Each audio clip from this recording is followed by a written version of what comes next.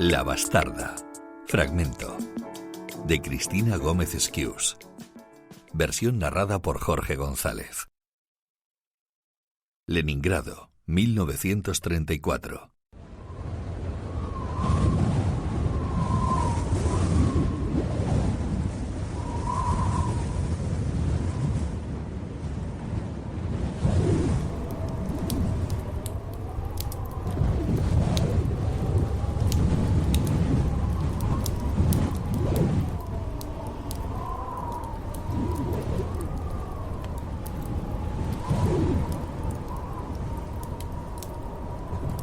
El cielo de la ciudad imperial no era blanco nieve aquella mañana de diciembre.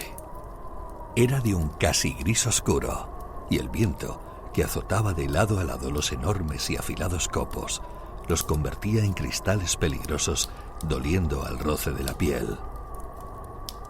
Intentar mirar al frente era una utopía, pues no había nada.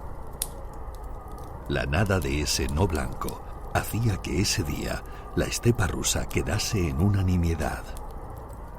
Aquello, aun siendo la ciudad, recordaba a las historias de aventureros que se habían muerto en sus viajes a la Antártida, pues parecía que el mundo empezaba y acababa en una tela blanca, tal era la escasa visión que tenía delante.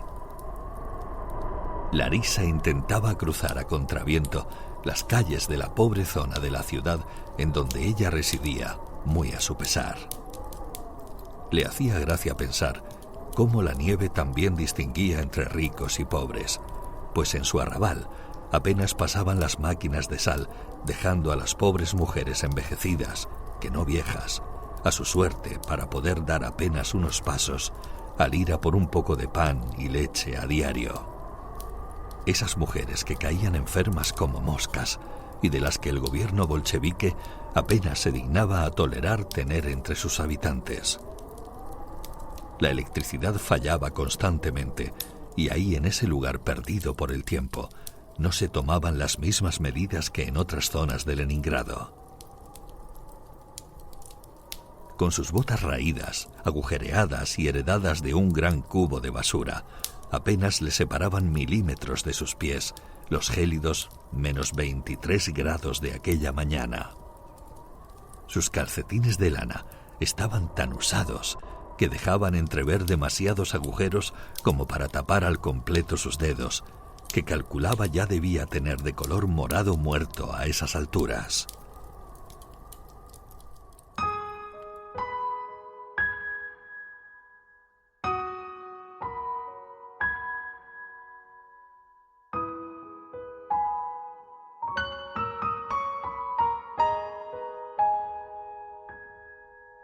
Ella sabía, lo había sabido desde siempre, que era pobre. Lo que no sabía era por qué. En realidad ella no sabía nada. Sentía que había aparecido de repente en el mundo, sin ser querida jamás por nadie y sin saber por qué su vida se había convertido en una ratonera. Su benefactor, si así se le podía llamar, era un hombre que en otro tiempo la había recogido de la calle y que, siendo ella aún un bebé, intentó sacarla adelante con lo mínimo que tenía. Y con ayuda de algunas vecinas que parecieron asesorarle sobre los cuidados básicos de una criatura, más o menos lo logró. No obstante, a pesar de intentar sentirle como un padre, cuando más necesitada estaba de cariño, él se lo empezó a dar. Pero no de la forma que debería dar cariño un padre. A la temprana edad de 6 años, empezó a notar que el hombre al que había admirado por el mero hecho de darle de comer una vez al día, la empezaba a tratar de manera extraña. La pobre niña no entendía el porqué, ni si aquello era correcto. No había podido comparar con otros padres de amigas que no tenía, porque ella era una niña sin barrio, sin escuela, sin amigas, sin madre. Era una niña, sin más. Al principio se dejaba acariciar los pequeños muslos porque quería agradar a su papá. Al cumplir los 11, notó que en su rizada inocencia infantil algunas mañanas habían manchas. Al despertar recordaba cómo él, antes de dormir, le llenaba un vaso de leche caliente con vodka, porque le decía que ayudaba a lidiar contra el frío.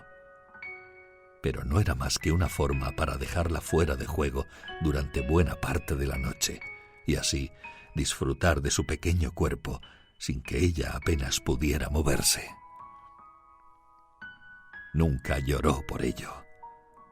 Le quería en cierta forma. Pensaba que de no ser por él, bien pudiera haber muerto en su pequeña cuna al ser abandonada, historia que nunca le fue escondida. Sin embargo, ese cariño se fue convirtiendo poco a poco en terror, y después, al cumplir los 16 años, en odio y rencor.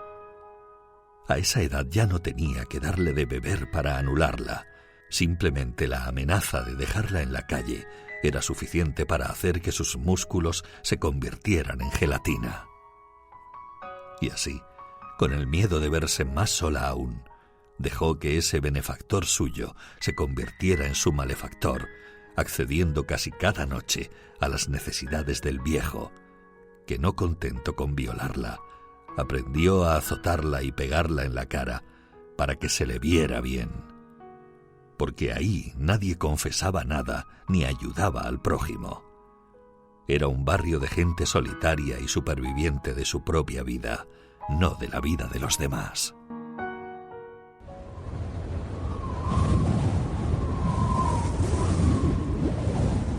Aquella mañana en la que había salido 2 horas antes de la cita prevista, era su primera visita a una de las casas modestas pero adineradas de la ciudad. No quería llegar tarde a su entrevista de trabajo, un trabajo que había localizado a través de una de las vendedoras del mercado. Sin embargo, ese día, la tormenta, como tantos otros días, se lo estaba poniendo difícil. Claro, ¿cómo me iba a salir algo bien a mí?, farfulló para sus adentros. Después de tomar varios autobuses, apenas sin dinero para los tickets, el último tramo lo tuvo que hacer caminando, pues ya se había gastado todo lo que tenía para llegar. La vuelta ya sería otro cantar. Tenía que conseguir que le dieran ese trabajo, porque a su edad no quería seguir dependiendo del viejo ni de su comida, que cada vez era más escasa. No tenía sueños.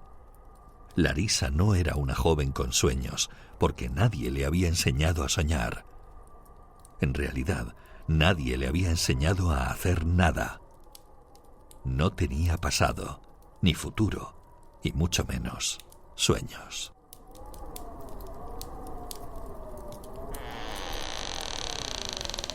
Cuando llegó a lo que parecía ser un gran portalón, le abrió un ama de llaves muy elegante, que bien podría haber sido la dueña. Pero no lo era. Era tan cortante como el hielo que le había ajado los dedos de las manos, de aquellos medio guantes que se había hecho ella misma con un calcetín. Buenos días, señora. Vengo porque me han informado que buscan una sirvienta más para la casa. Bajó la cabeza en signo de autohumillación, cosa que venía usando con todo el mundo, porque no sabía hacer otra cosa. La mujer la miró de arriba a abajo con desprecio en su observación general. Las ropas que la chiquilla llevaba puestas dejaron sin respiración a la mujer. Olían fuerte y parecían tan rotas como las mismas botas. «¡Pasa!», le dijo después de un interminable minuto. «Quítate eso que llevas puesto como chaqueta y déjalo aquí. Sobre todo no lo entres a la zona noble. Deberías haber entrado por la puerta de servicio». Larisa obedeció como hacía siempre con los mayores. Aún se sentía una niña de 5 años cuando se enfrentaba a los adultos, porque les tenía miedo. Mucho miedo. Acompañó a la mujer hasta la zona de servicio y esperó sentada en una pequeña silla sin ornamentar. Se fijó que en aquella casa no hacía frío. Al menos no hacía tanto frío como en la suya propia, que bien podía ocupar el espacio de toda la cocina.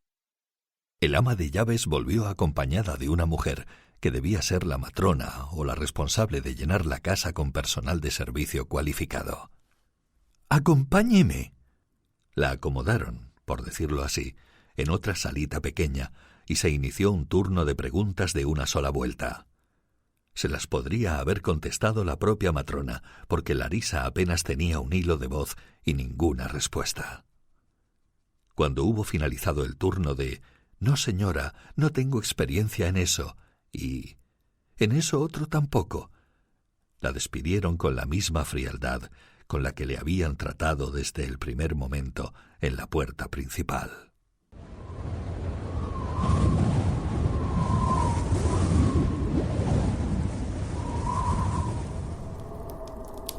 Le costó medio día entero colarse en otro autobús para volver.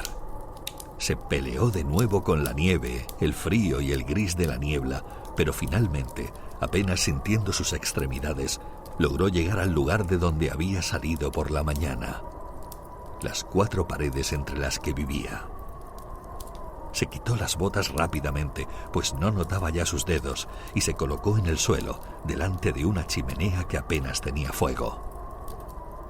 Se deshizo también de sus ropas y por primera vez se avergonzó de llevarlas puestas porque daban la apariencia de ser una niña pobre y así los ricos no te aceptaban ni en el círculo más bajo de sus casas, ni para limpiarles su porquería.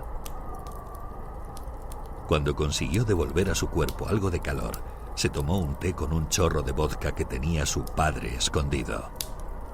El ver que existía una vida hermosa, más allá de la vida que ella conocía, la había dejado desconcertada y algo hundida.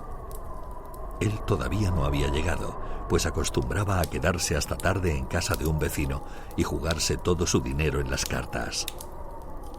Ojalá no volviera nunca, pensaba Larisa a menudo. Él solo era un estorbo en su vida. Su olor y hasta el sonido de su voz le daban náuseas. Sin embargo, cuando pensaba en no verle más, la soledad que sentía se hacía aún más acuciante, y entonces sí que se sentía sola de verdad. Sola del todo. Sola. Спи, младенец мой прекрасный, баюшки, баю. Тихо смотрит месяц ясный в колыбель твою.